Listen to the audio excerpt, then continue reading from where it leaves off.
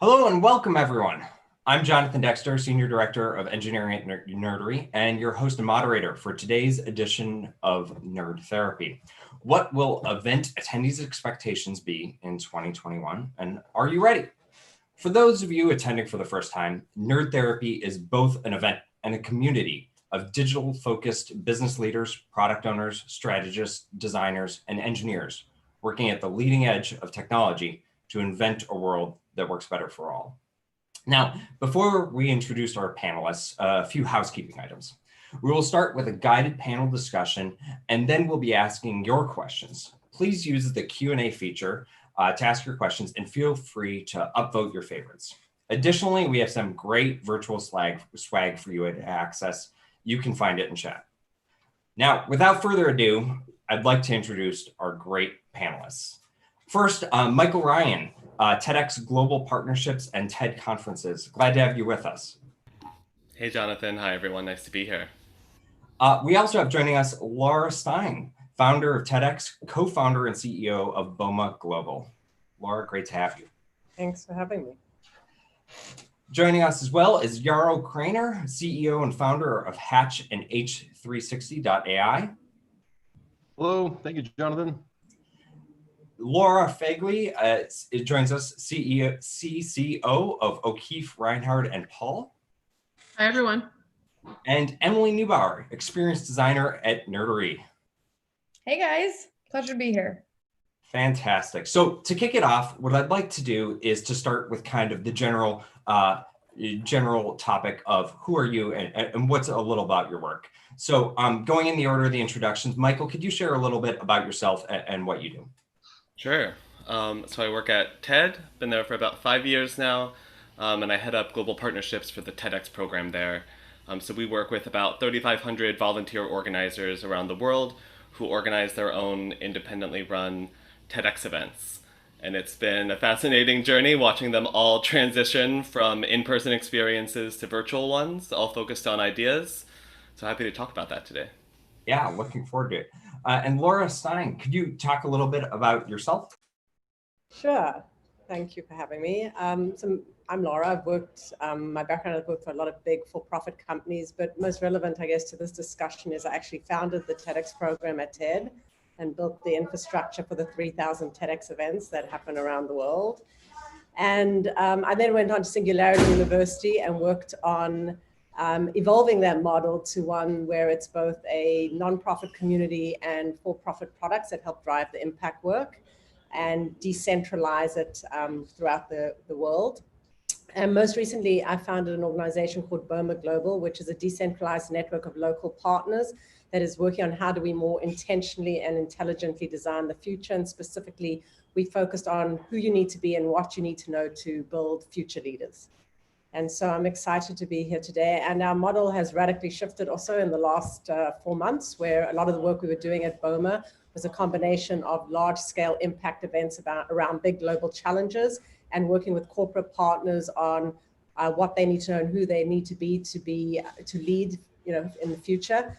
We've now had to shift that, so everything is happening in the digital space. And so a lot of good learnings around that and looking forward to sharing it.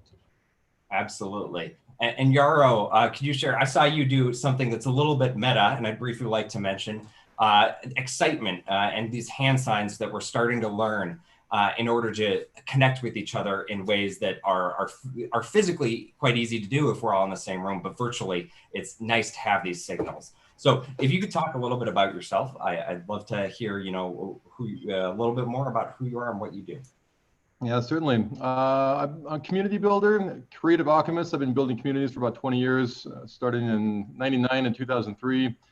Launched a company to find and connect real-life superheroes. We grew that to about 1.5 million people, rewarding people for impacting their backyards. Like, how do you save the world? Start with where you are. So we kind of gamified a whole system around that.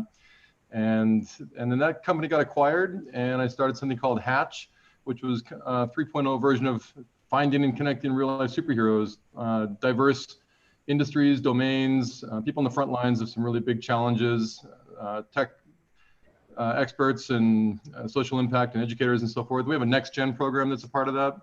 So we're 17 years in on Hatch. We do convenings and then also these design sprints, aggregating people to accelerate solutions for global challenges.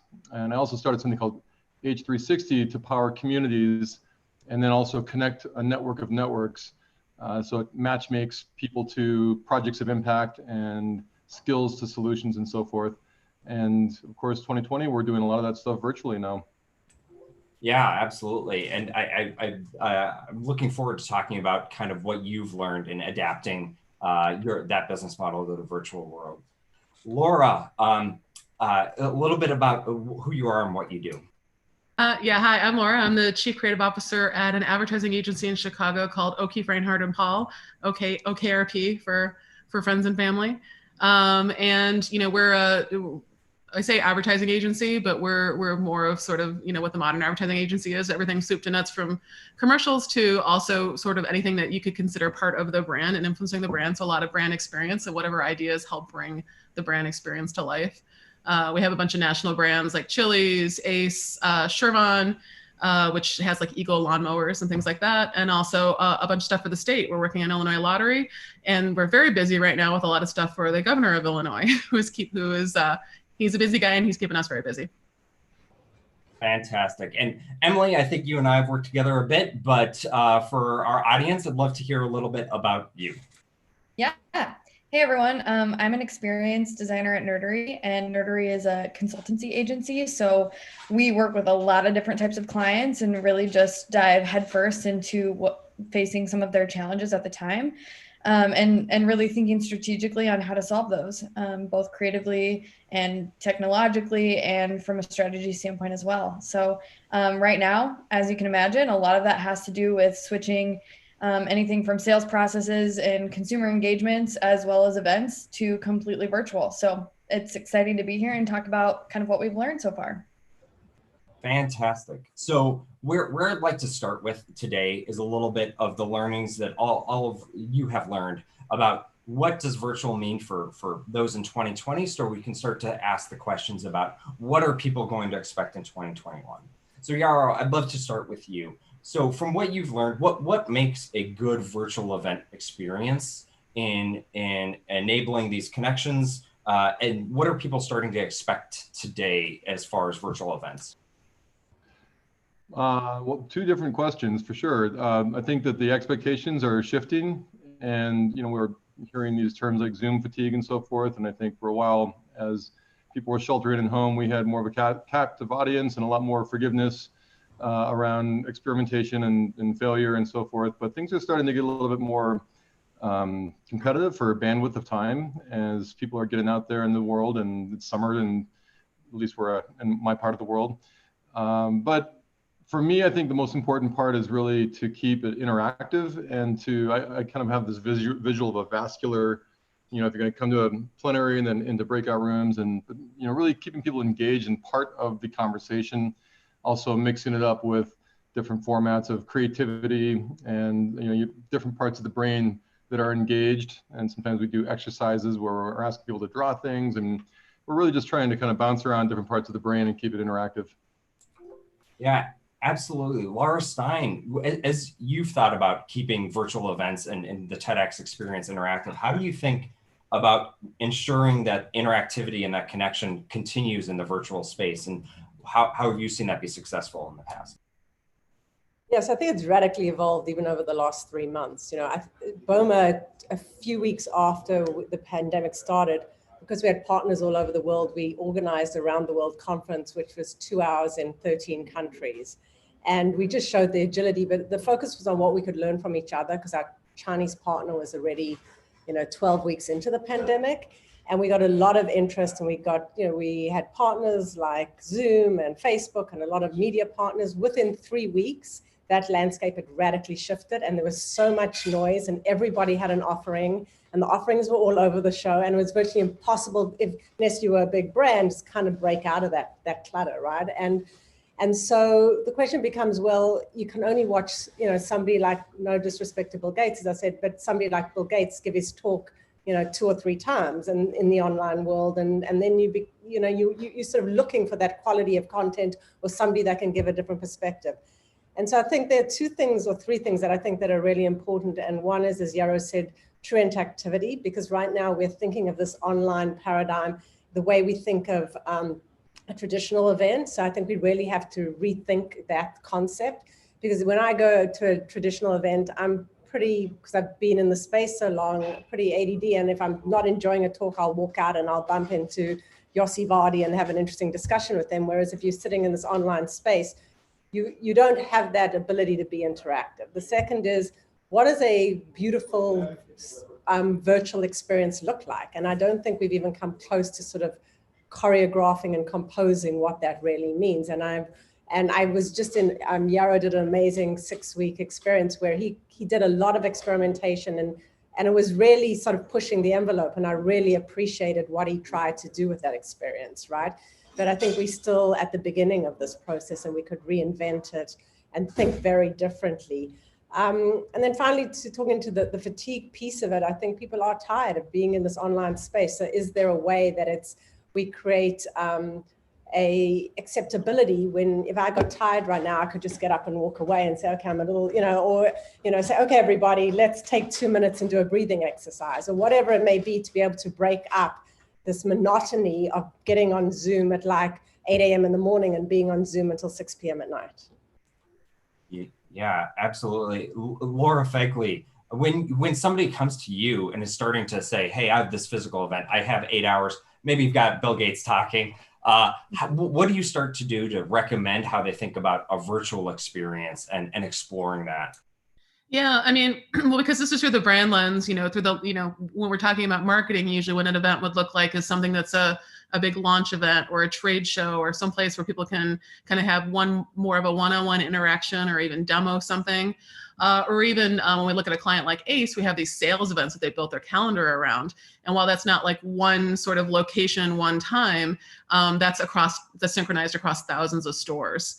And historically, this has always been kind of brand led based on their calendars when they want to do it, their timelines when they want to talk about stuff. And that's always worked pretty well. So this is actually a really interesting time too, because now we can't do it that way. So it's an open door. And I think the conversations we're having right now are, how do we really take this as a moment to turn to a more consumer-centric interaction? And, when it comes to things like demos, like, are there more engaging online interactive ways to do that, which might actually get you more one-on-one contact than you would get if you were at a trade show? Or is there other things we can do online, which are more evergreen? So it's less around a specific point in time. And we take things that were like, it was a window of 3 days. But now it's something that when I'm ready to buy a lawnmower, this interaction and this event is available to me. Yeah, I love that analogy of bumping into people in the hallways and having those conversations and relationships. And Michael, I'm curious from your perspective, as that's often a big part of going to an event, is having those organic connections, whether it's with partners or speakers or others, and that's part of the event expectation. And as we look at virtual events, what does that mean to have those moments that appear and you can connect with other individuals? I feel like with in-person events, event organizers could prioritize at the same time delivering great content and fostering community and serendipity at their events. I think with virtual events, you actually have to prioritize one or the other. You can look to achieve both, but you have to say, is our main focus building connections between people, or is it delivering inspiring content? Because I think even as an audience member, you want to know going in, am I supposed to be on camera? Am I supposed to be interacting? Am I chatting? Am I reacting? Or am I just a consumer here? When it comes to events that do well at fostering community, you have to meet people where they want to be. So some people want to be on video and get matched up based on shared passions and talk to someone new. Other people want to chat and have, more of kind of a second screen experience with their events. So you got to provide different options that your audience can opt into. That's really interesting. Emily, I know you've talked a lot with the folks who are exploring this, and from a design and experience perspective, could you share a little bit about what those moments might look like and how to enable those virtual connectivity moments? Yeah, so I think Michael was right on that. You really have to first figure out what is the main takeaway that you want for your attendees, because that's going to be the focus of where you strategize and look into building certain tools and different ways to connect. But we've been exploring a lot of different things. So first of all, using tools to either provide smart recommendations of chatting with specific people that maybe have similar interests, or providing kind of like this Tinder matching of sorts of people who are available right now that you could chat with or schedule one-on-one, and just providing a lot of different formats of connecting with people. So whether that's large group to the breakout sessions to one-on-one, but really right sizing that and then providing strategy around when to kind of offer up those moments so it feels really natural and organic. And I would say it's something that everyone's still working through, right? We haven't really completely figured out how to best do that, especially with the limited tools that we have, but really starting to think inside and outside the platform as well. So as Laura Stein mentioned, with fatigue of being on a Zoom call, how can we also integrate things like maybe interacting through text message or email, or even using social media to have larger conversations and kind of meet attendees where they're at versus trying to get them to come to one specific location to you. So there's kind of a lot of different things we've been playing with. Yeah, that's a great point. I'd like to now pivot a little bit, because we had this, I'll use the word pivot again. We had this forced pivot earlier this year where a lot of people were put in this space where they might be thinking physical, and now they can't think physical anymore. They have to think virtual, or at the bare minimum hybrid. But we have an opportunity now to start to forecast, right? And to start to strategize and to start to think about what 2021 might look like. And as we're thinking about virtual or hybrid or an approach that might meet people where they are in 2021, what are your thoughts of what that could look like, Yarrow, to think about? Are people going to be sitting and thinking, yeah, virtual is the way that I'm going to go right now? Or is there some sort of combined state, a hybrid state, or is it going to go back entirely to physical? What from your perspective, what are you thinking about in planning events in the future? Well, in the second week of March, when things really started kind of getting serious in states, I remember just having 2 days in a row where it's like, oh shit, like all of our revenue models just got eviscerated. And then I just had this realization that, well, everyone's feeling the same thing. This is a time that, community is made for.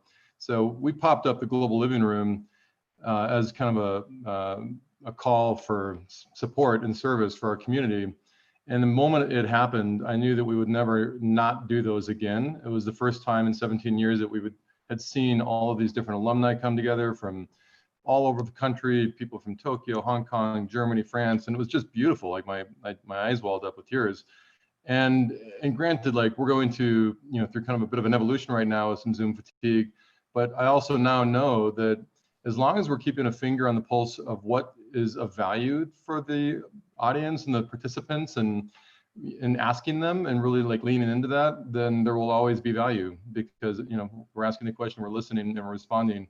For 2021, like I'm pretty sure that we're going to be doing a hybrid from now on. Nothing will ever replace in person, but also some people can't just hop on a plane from Turkey or Hong Kong and just come to where we live in Montana, or where we do convenience, which is all over the world. But eliminating the use of an airplane and being able to be in 3 conferences in one day for certain keynote speakers has created a little bit more of a new landscape. So for us, it's going to be a hybrid for 2021 and onward forward. And also, I just wanted to double click on something Emily said in terms of we combining with additional platforms and tech to create the connective tissue in between these little Zoom spikes or whatever platform you're using. I think is really important to keep the conversation going and have more of kind of a narrative arc through that experience. Yeah. Yeah, Yarrow, actually, I wanted to touch on something you just mentioned as well, because it's interesting that when you see people, yes, we're hearing a lot about kind of the negative reactions to things like Zoom fatigue, but also when you see the positive come out of these virtual experiences, whether from a business standpoint of being able to collect a lot more data, or from the experience standpoint of having actual being able to actually attend these experiences. I think that expectation of consumers is always kind of going to be there. So this isn't necessarily a virtual event, but if you think about healthcare and the spike in doing virtual visits, that's going to become kind of mainstream or baseline expectation of consumers. And so it's really interesting how this has now kind of raised the bar, or raised the level of what people are going to expect in the future. And if we're starting to build these platforms and these foundations, it's kind of like, why throw that investment away? How can we continue to use that as the foundation for the future, even if it does become more hybrid? So I think that's like a very interesting point. I think you're right. I think we're going to end up in this dealer's choice scenario. Like we've done this long enough now that we've gotten into the habits of doing this. And when we come out of this, it'll just be, we have the choice of actually going in if we want to, but we won't want to give back that choice now that we've learned how to do that. I wanted to touch on a few points with regards. It's interesting. I don't think it's a given when it comes to things like healthcare, because yes, everybody got used to telemedicine, but there are already healthcare providers in New York City that are rolling back that option because it doesn't work for the financial system in the way that it's set up, and the insurance systems. So I don't know that all of this is such a given. So I just wanted to make that point. When it comes to virtual events, I totally agree with Yara. However, I think we're all going to come out with some kind of a hybrid, but I think people crave human connections and personal human connections. I feel like I get to the end of the day in this medium, and I feel really drained. But I think there are also a lot of pros, and those pros are definitely that, instead of doing a large event that, definitely leverages the Earth's resources in negative ways, I don't have to get on a plane, which is definitely better for the environment.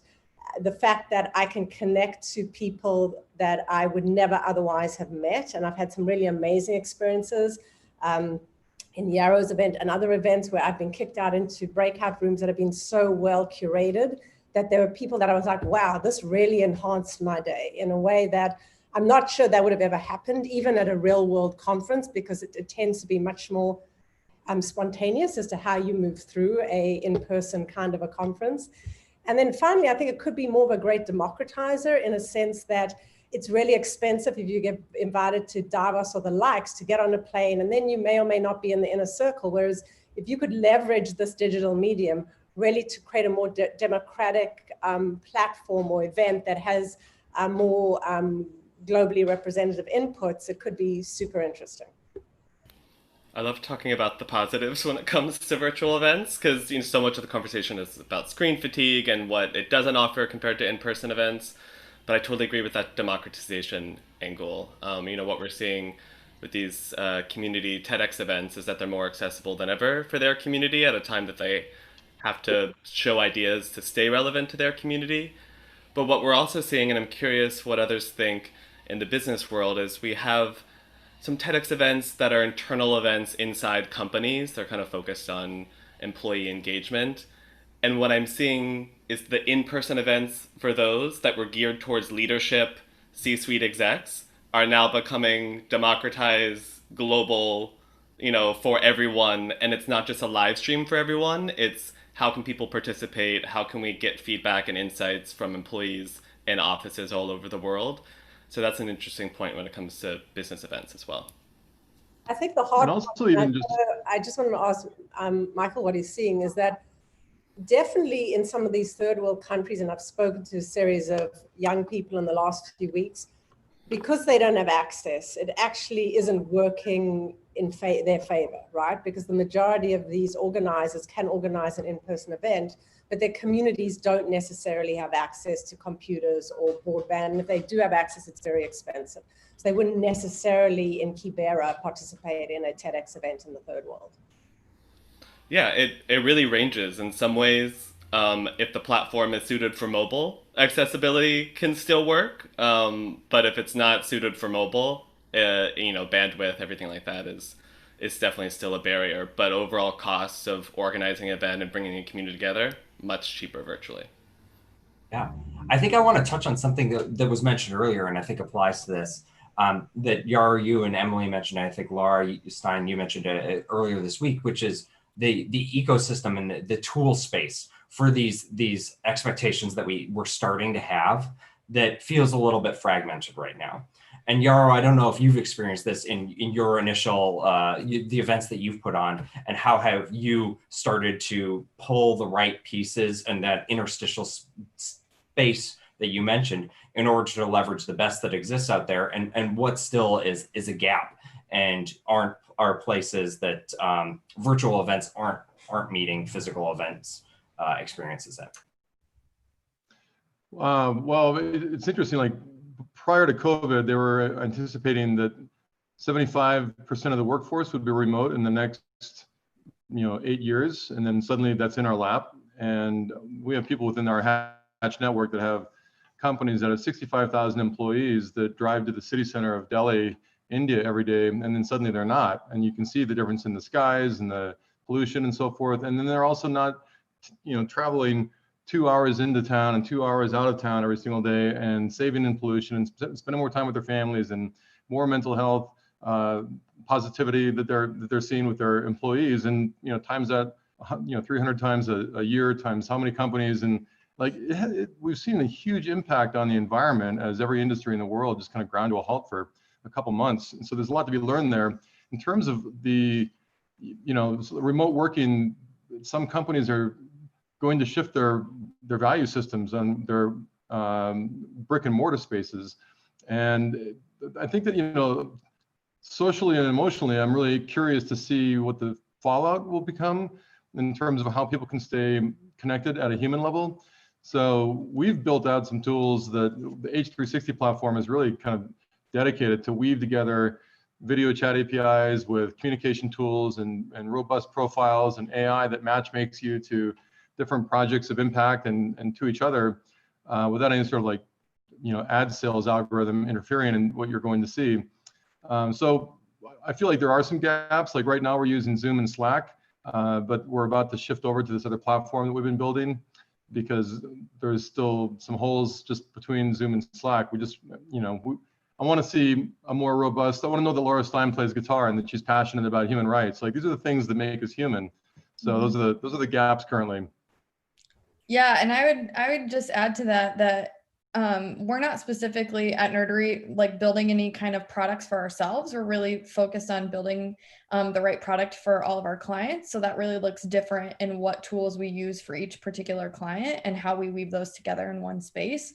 But what we're finding as the biggest gap across all of our clients is this kind of give and take of natural reactions that happen with in-person events, right? So when you're talking with somebody, or even if it's a speaker on stage, they're still getting that kind of natural feedback through body language and visual cues and things that are kind of unsolicited or solicited, regardless. And that natural sense piece is missing in the virtual space. And so I think that's the biggest thing that we're seeing a gap in, of not having necessarily a tool that's readily available to kind of support that.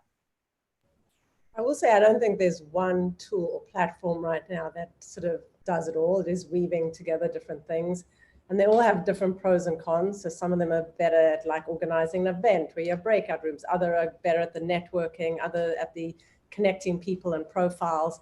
And so it is a matter of sort of trying to hack them all together, which is, complicated. I mean, we've looked at 100 different tools and platforms, and we've experimented with different ones, and I don't think we've got it right.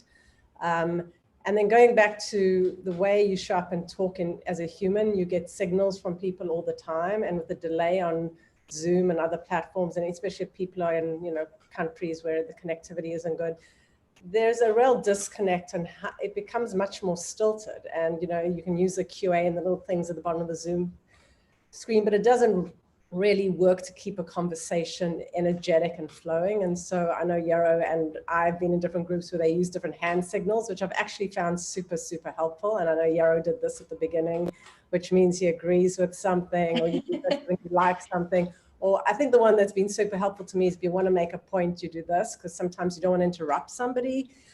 Or if you have a point that is directly connected to something somebody's saying. Some people just like to talk, so they'll talk for 25 minutes, but they made a point 20 minutes ago. You can do this to say you have a point that's connecting into that point.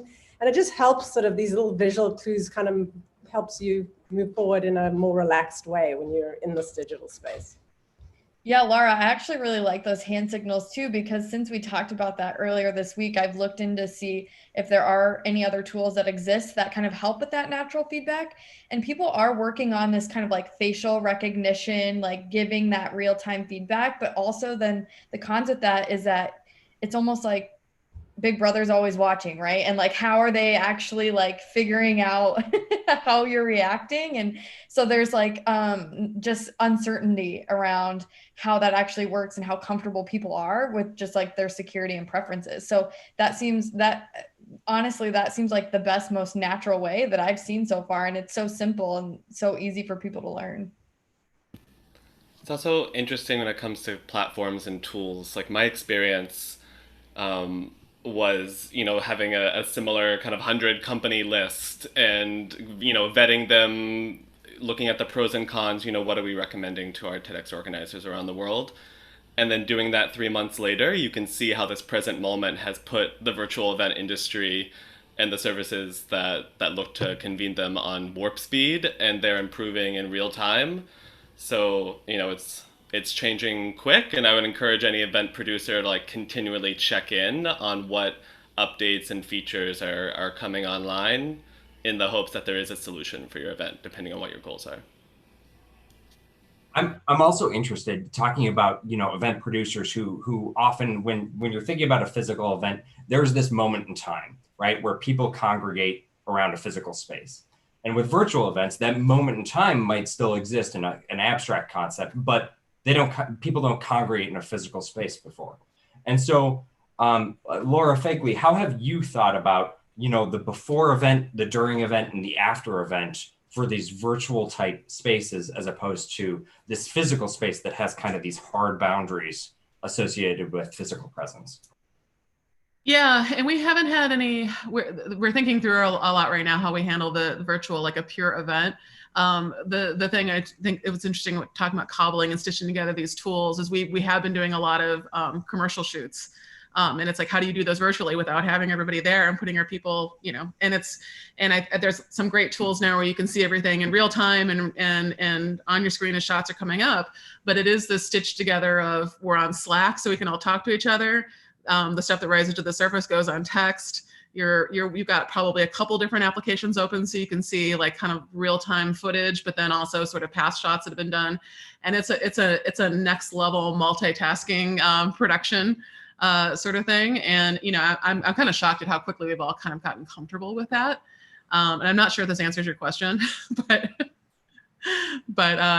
yeah, it's I think on the situations where it's of the moment, it requires a kind of switch in our brain that I think none of us have gone to yet. And it's working. I don't know how much longer we can keep working like that. I think what's interesting, Laura, I don't know if you've found this, but a lot of these companies are pretty young and small, and they've grown really quickly in the last 3 months. But there's a whole area around GDPR and privacy, where when you're working with a big company, they don't necessarily have the legal team or the structures in place to actually deal with that level of GDPR or privacy, right? And so there's quite a lot of tension right now between how do you service big clients with a platform that is still quite in its infancy. I'm a little bit surprised actually that companies like Zoom that are exploding so quickly aren't reaching out to key conveners and asking like, where's our holes? Like, where's our blind spots? How can we improve? And granted, we've submitted plenty of tickets on suggestions and so forth, but like literally just why aren't they bringing together conveners to mine our minds and get feedback to improve their products? I think they're on overwhelm. I won't mention names, but one of the ones I spoke to said, and we're working with, because we were having to deal with their legal department, it was moving a little slowly, said they've grown from 9 people to 60 people in the last 4 months, and that the entire staff is working around the clock. So, and my French partner had an 11 o'clock call with one of them. So I think their Zoom included, they aren't able, I think it's really hard to deal with the speed of growth right now. Yeah, go ahead, Emily. Oh, sorry. I was going to say, kind of taking this back to the before, during, and after. I've been kind of stuck on that question, or that piece of the question. What's interesting is the during, I would say, obviously is changing for a lot from a timing perspective. So for instance, one of the clients we've worked with is Google, with their Google Next event is usually a pretty all-inclusive 3 or 4 day event. And when we shifted that to virtual, now it's a 9-week event. And so what that looks like during that 9 weeks is a lot different, as well as the communications leading up and the communications after, to keep those conversations going. And now it's actually more of a year-round event because of the timing of everything and those communications that start and end it. So that's just the kind of going back to that initial question that you had, Jonathan. I that's the very first thing that popped into my mind. That's really quickly, Emily, like these design sprints that we normally do in person are 3.5 days. And when we did it online, it was over 6 weeks, 7 weeks. And it was incredible to watch how much more, I mean, just be able to give people that space to process and then come back in that narrative arc to stretch that out over a more, chapter-like experience was really interesting to see that power. Yeah, it's interesting that you mentioned chapter-like experience, because that's exactly what we did for Google Next, is actually have like themes for each week. And it really helped. I think it's going on right now, so we're still learning a lot from it. But I really think it's interesting how then people are able to prioritize their time and their interests and the tracks that they want to follow, and really thoroughly engage with those particular kind of chapters, and be able to take away some of that content and then come back with thoughts and like have time to kind of really process it, versus that 3 or 4 day, really hard hitting, kind of all inclusive everything. But I'm curious, what does that mean for your teams? Because I feel like it's a very different lift for your team, or for our teams, when we do these more stretched out experiences. For us specifically, honestly, Jonathan, you might be able to answer this better, but because you helped kind of build it. But we are working with Google's partners, or with Google's team, and they're actually the ones kind of running the day-to-day event. We are the people who kind of just brought all the tools together and helped them come up with this strategy and the plan and put it all into place. But we're not a part of the like day-to-day event management, so we're kind of learning through them. And I would say learning in real time and right now as we speak. Yeah, I think that it's also a different kind of lift. I mean, like, the person that normally is worried about accommodations and flights and everything else, we're just repurposing into a different sort of I wouldn't say that it's a lot more or a lot less. It's just a very different lift for us, at least. Yeah, I also am curious, Michael, from your perspective, as we talk about, the stretching and that the different style of event that is longer and more encompassing, and maybe not a big event. How do partners think about that, and other groups? And is that the same sort of value for them as it is for attendees? Yeah, I mean, when it comes to how partners interact with TEDx events, the sell has always been about reaching the caliber of the audience that TEDx event attracts, I think, is how TEDx organizers offer it. So I think you have to translate that virtually. How engaged are people over that stretch of time? Is that format going to increase engagement versus keeping people online one day? But I think you can kind of sell it more as almost like a subscription rather than an event sponsorship. Very, very interesting. So I think that there's one last topic that kind of talks to that subscription idea, or something near it, that I'd like to get to before we get to audience questions, which is, if we think about 2020, we have these sort of different styles of events that are longer, that might be 6 week, your 6 week design sprints, or shorter periods where somebody isn't sitting in front of a screen for 8 hours consuming content. As we prognosticate into 2021, are event attendees going to be expecting that? Are they going to be expecting, in many ways, a different style of event? Or will there be this sort of rebound where it's like, I want to continue and switch back to this full immersive experience, this 8-hour experience or 2-day experience that we used to have. And Yaro, I'll let you go ahead and talk about that first from your perspective. Well, I mean, I think it's people are definitely craving in-person interaction, and it's a little bit like being trapped on a ship for too long. It's scurvy. We're only eating like one kind of nutrient, and we need other nutrients.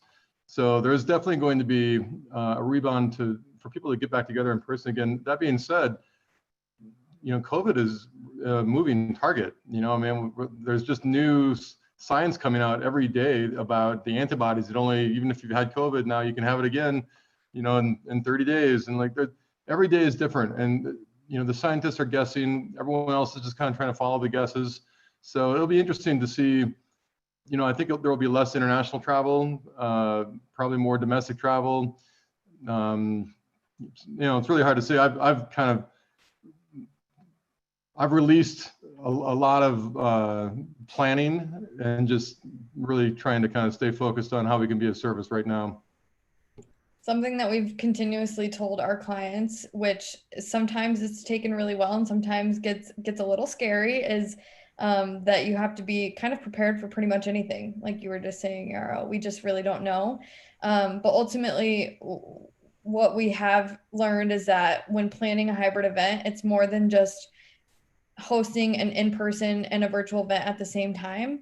It's not just this dual track. We really have to think around the strategies of how those different experiences kind of come to life. And do you have an in-person event that is still that 3-day event, and then the virtual event that is more of that 9-week event? Do those happen at the same time, and how does that work? And I'm not sure we've cracked the code, or if you guys have any thoughts on that, but we are definitely thinking about it as less of just like 2 types of events happening at the same time. How can they kind of interweave and work together? I think the reality for 2021 too, even if there's a vaccine tomorrow, I think we're looking at a couple years before people are really comfortable, like across the board, in getting back together. So that's one of the things we keep talking to our brands about also, is like, let's just assume right now that we have a multi-channel approach. And I love what you're saying, Emily, too. It shouldn't just be there's a virtual version, which isn't as so great as the in-person one, but like what is an in-person one, which is a nice to have if we can, but otherwise let's make sure the other ones work as well for the nature of how we're getting together virtually, and have kind of execute to the best possible way based on that media versus just a kind of substitute. I'm curious, Laura, frankly, how the brands that you're talking with, because they normally they measure in KPIs and impressions and so forth. Like how to Michael's point about the quality of who you're getting in front of, the curation around that audience. Like what are the conversations you're having with the brands around sponsorship? I mean, Laura and I are brainstorming up something that's a virtual event coming up in a couple months, and I'm just really curious, like what those conversations are in the boardrooms of those brands. Yeah, the measurement kind of metrics that we use really vary from brand to brand and sort of like what they're looking for in industry to industry. And I think a lot of the questions right now are we have Chili's as one of our clients, which is not, restaurants are not setting the world on fire right now. And luckily they've done a really great job at sort of delivery and to go and all these sort of things. And a lot of our conversations are, how do you move the brand forward in this multi-channel approach, knowing that, people might not be busting down the doors of restaurants for quite some time. And how do you fill that in and potentially forever? But what's interesting is because we're used to, from a marketing agency, advertising is, we're used to buying a certain amount of broadcast, a certain amount of online, there's KPIs involved with that. And now without that, it is a little bit of Wild West of trying to show like what the ROI is on investing in some of these different initiatives. So I don't have an answer to that. It is like fully pioneer times. Mm-hmm. Yeah, I was going to say, I don't think we're planning any in-person convenings on a large scale will be a given for the next 18 months. And so I think what's really interesting is to try and think about how we can create different hybrid models, as Emily was saying, that really think differently about convening in the real world and the virtual world, where the convenings are smaller and then both smaller and online, or some iteration of thinking about that differently. Yeah, I don't know if any of you saw what Tony Robbins did. I mean, I'm not a Tony Robbins fan, honestly. I've never been to one of his, but he just did a crazy virtual convening. Did anybody see it? No. Check it out. I mean, I have to put that on my list. Yeah, at this point, yeah. That's a lot of teeth on Zoom. He had a 360 of people coming in from around the world surrounding him, like in a massive studio, and it was just him like standing in the middle and then calling people on the Zoom thing. Oh my goodness! Oh wow, have to check it out. At this point, I think we'd like to pivot a little, to change a little bit and go to audience questions. We have a lot of questions coming in through the queue, and I definitely want to answer these for our listeners. So I'm just gonna start with the first question that I have here, which is, what are some truly unique techniques or methods that we used to keep the audience engaged and the event differentiated in this virtual time? And Yarrow, I heard Laura talk a little bit about what you did with your event. So I don't know if you can weigh in a little bit here about your unique techniques. Well, both with the global living room, which happens every Wednesday, and the Impact Labs, which was this kind of contained 6-week sprint, we integrate, I mentioned it already before, but music and the arts and spoken word. And so if you're, regardless if you're talking about science or technology, to have that creativity around it, I think really adds a warmth and humanity to it. So for me, that I'm always looking for ways to open and close that have a piece of content or something that can move you emotionally, because that's where some of the value is. And then I also, just to kind of double click on what I said earlier, but making them very interactive, and we have a specific cadence and like how much being talked at you can stand before you're actually involved in the conversation. So we splinter people out into breakout rooms right away, bring them back for kind of a keynote, and then splinter them out again with specific prompts and questions. And I just think interactivity is really key for at least our community. Absolutely. So Michael, another question that we have from the audience here is TEDx is massive. And so I think this is appropriate for you to kind of talk to, but for mass events, how do you build that community virtually? How do you build that sort of group connection in a virtual environment? Yeah, I mean, TEDx events range in scale from, small, plucky community centers and schools to events that used to happen in arenas. So when they translate virtually, there's some big ones out there with large reach online. And I think it's kind of a lot what Yara was just speaking about. The key is dividing up into small groups around shared passions, shared ideas, or competing ideas that might spark dialogue. So those breakout sessions, I think are really key to making a large event feel small. Absolutely. So I think we've got a few questions here too about tools specifically, people interested in learning a little bit on what tools work well for people.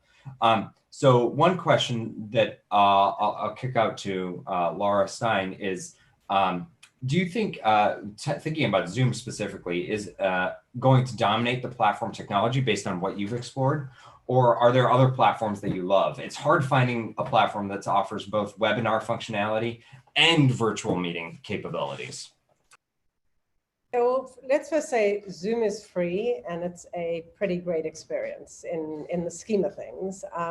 There are lots of platforms, and there are lots of platforms that offer different functionalities. I haven't found a great functionality that offers both the convening aspect and the networking aspect that is ongoing. They tend to be sort of these one-off experiences. And so I think there's a lot of work to be done around in the platform space. The other, having assessed a lot of these platforms, what I've seen is that they're often designed by engineers. So the user experience is quite cold. You don't have options to personalize or create your brand identity inside of them. And so for me, that's, as a community builder and somebody who wants to put my field or my community's feel inside of a platform, it's quite difficult. So there, and then there are a lot of add-ons. So polling, as Yara says, I really think the piece that's important is this is an experience from beginning to end. And if you can make it feel like experience, that's great, but you need to do a whole lot of things. That includes video and music and tools and all these other things that you weave in and out. And right now there's no one place. So you just are piecing them all together and trying out different things in real time to see what works better and what the cadence should be between them and how much of it is this one-on-one talking at people versus actually saying, okay, let's try something else. Emily, I saw you. Yeah.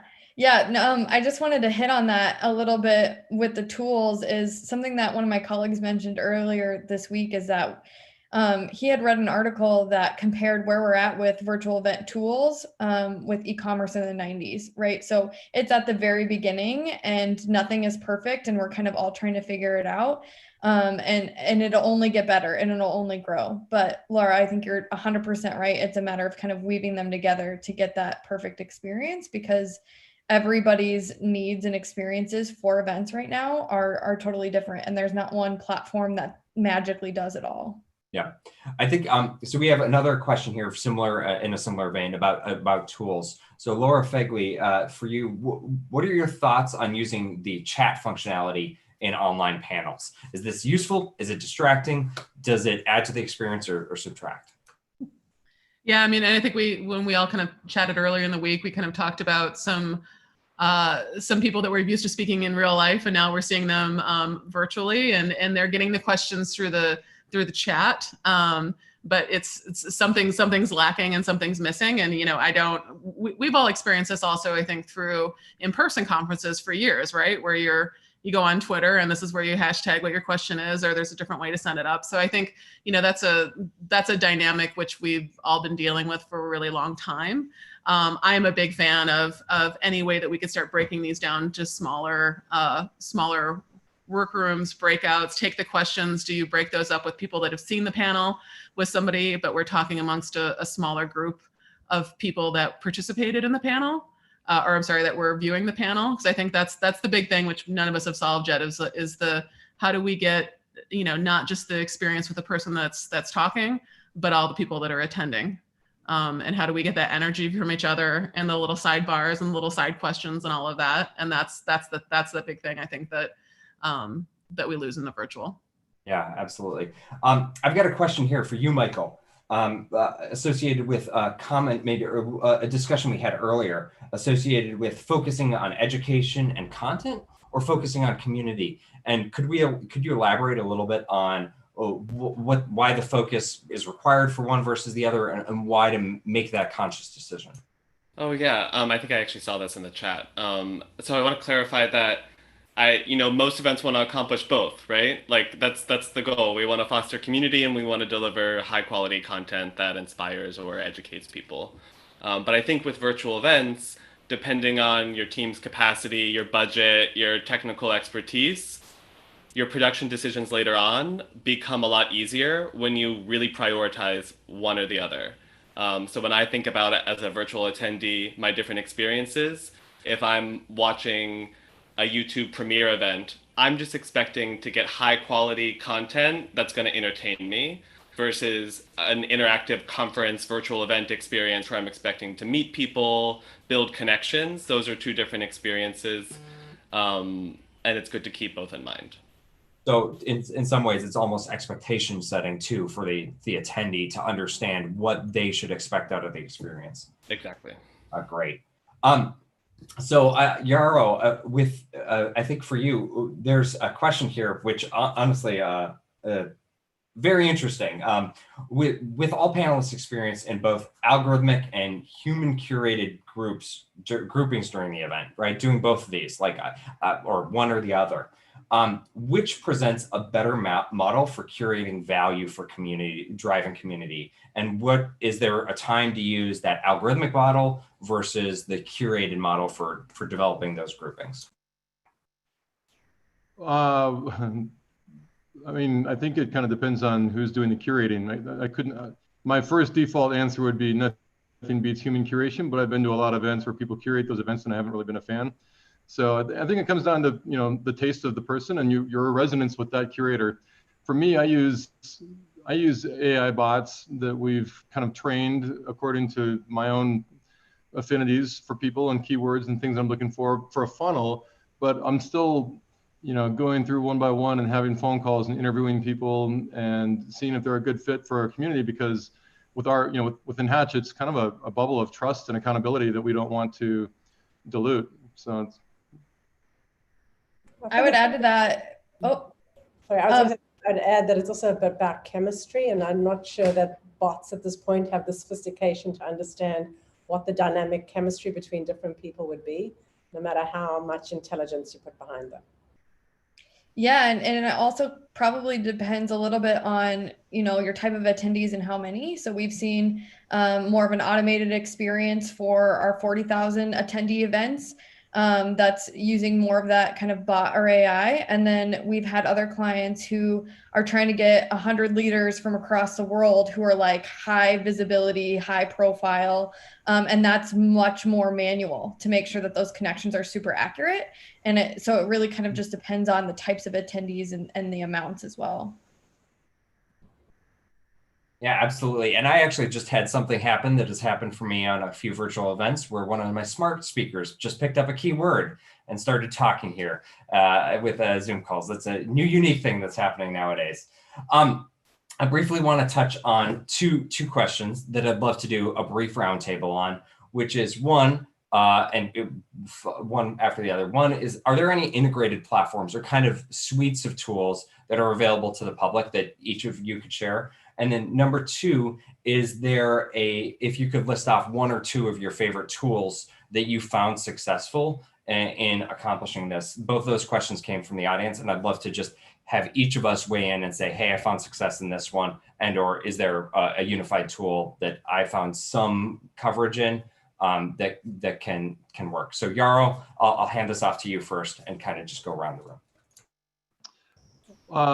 Well, I think that we've all kind of aired out that we don't feel like there is the perfect integrated tool yet, and so there's an opportunity there, and we're working on that opportunity, building that with H360.ai, and also Laura pointed out that Zoom is pretty amazing, and free, and we have also done a bunch of due diligence on several platforms. Hopin is like really interesting because you can the attendee can choose to go into different rooms, but then you don't get to see everyone, which for me takes away from the experience of being able to kind of see the humanity and scroll through faces and recognize that people are from all over the world, which is always kind of a value add. So there's a lot of platforms out there, but I don't feel like there's the perfect one yet.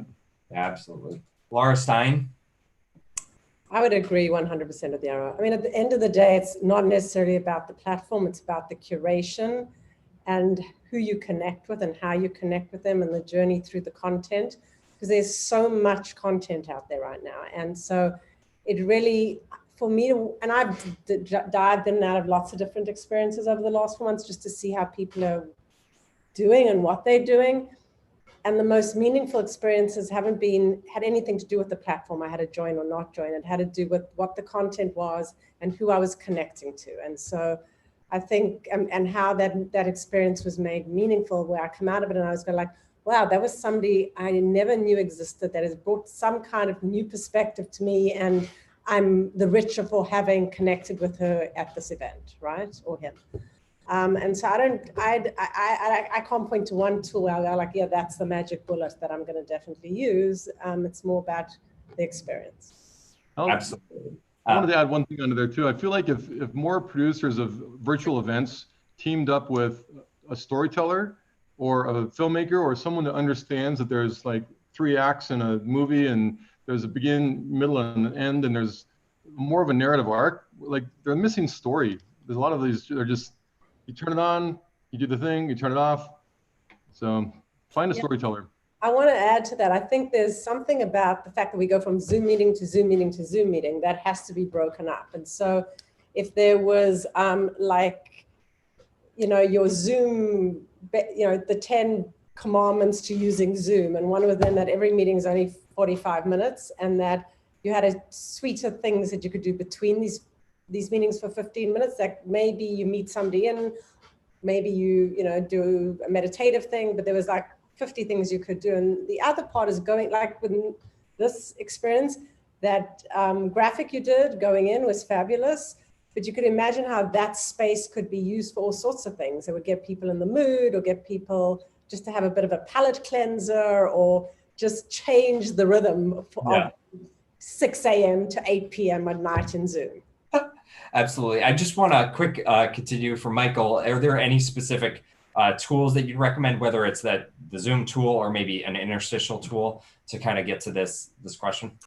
Yeah, I mean, I totally agree with what Yara and Laura just said about like content is still key, and experience should still be the goal. But just to answer the question and give that person some platform to look into, there's one that I have seen improve pretty quickly. A few TEDx organizers are starting to use it. It's called Run the World. And it's not, I don't think it solves everything, just exactly like we said, but one thing I do see it do that I haven't seen other platforms do is reflect audience sentiment, and you can see it build up over time rather than just reactions that go off into the ether. That's just kind of a new feature I wish more platforms would have. But I'm still confused why more platforms don't have the gallery view like Zoom, because I totally agree, Yaro, that like that's just like a way to humanize the event and make it feel kind of more global and special. Yeah, absolutely. Laura Fegley, how about you? What thoughts do you have on this platform? Yeah, I'm with everybody. I think it depends on the content and the audience. One of the unique problems we have in advertising is, you know, a lot of times we're sharing films with music and things like that, and we haven't had a lot of luck with that consistently playing well on Zoom or Google, on Google Hangouts. So when we've done presentations to sort of, you know, kind of 50 stakeholders in something, we've had to turn to things like SlideShare. And we're a little bit of cobbling stuff together, but at least we can be sure that, you know, when they're responding to film that needs to sync up with music and things like that, we need it to play without delay and play really well. So it really is like, what's the moment and what's going to be the best way? If it's something that's more interactions like this, it's going to be Zoom all the time. Absolutely. And Emily, your thoughts? Yeah, I mean, I second everything everyone's saying. Ultimately, you can build the best platform that does the best thing, but if you don't have really quality content that's delivered in an appropriate way, it's going to be kind of useless anyway. But as far as like tools, besides what everyone kind of has mentioned here already, the thing that I just wouldn't throw out is existing platforms that people are already really well versed in, and that could be anything from social media or YouTube, or, you know, just those things, those systems that people are already used to. If it's appropriate, it's just one less thing for people to learn, or an extra plugin for people to download, and it's always good to kind of use something that people are used to. So don't throw out those things that have been around since before COVID. Yeah, absolutely. So I'd like to ask one last question to the group, which is a little bit open-ended, but it did come from the audience, and I'm curious about people's thoughts, which is, how do you start planning for the ideal experience?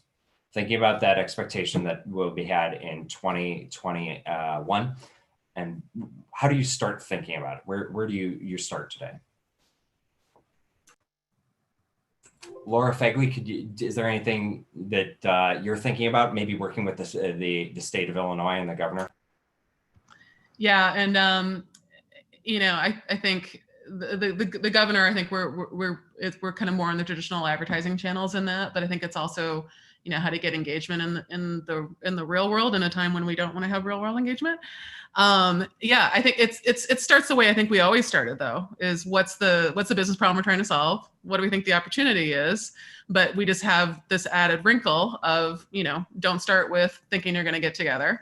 And what's the best way to solve that problem? So I think it's problem solving the way we always did it. It's just we've got a different sort of X going into the when we start the problem. So I don't think that our problem solving is any different process from a process standpoint. I don't know, Emily, what you think about that? Yeah, no, I totally agree. And I feel like Michael's hit on this a couple of times, but it's really just like figuring out what is that key takeaway that you want for your attendees. And that can look different across all different types of events, but really focusing in on that one thing is going to help you make the rest of your decisions. And so that's always where we start, but totally agree. I mean, you're problem solving just like you would, you're how you implement on those problems is going to be slightly different. Well, I also just added 2 different links in there. Michael mentioned Run the World. There's a link in there for that. And there's another one from the founder of Webbit called The Virtual Show, which is pretty interesting. thank you, Yarrow.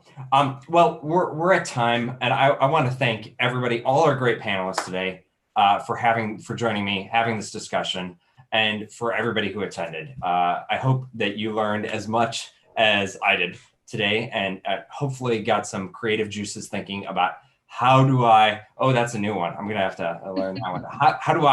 How we explore this virtual space, and how will the attendees experience maybe shift and evolve, and really having to think about this on a regular basis as new science is coming out and new approaches are being taken. If you have any other questions, there will be a follow-up email. I know we didn't get to all the audience questions, and there were a lot of great ones in there. And we're going to send out a follow-up email to continue the conversation, as well as a highlight reel for today's conversation. So stay tuned for those upcoming communications, and I hope that everyone has a great rest of the day. Thank you all.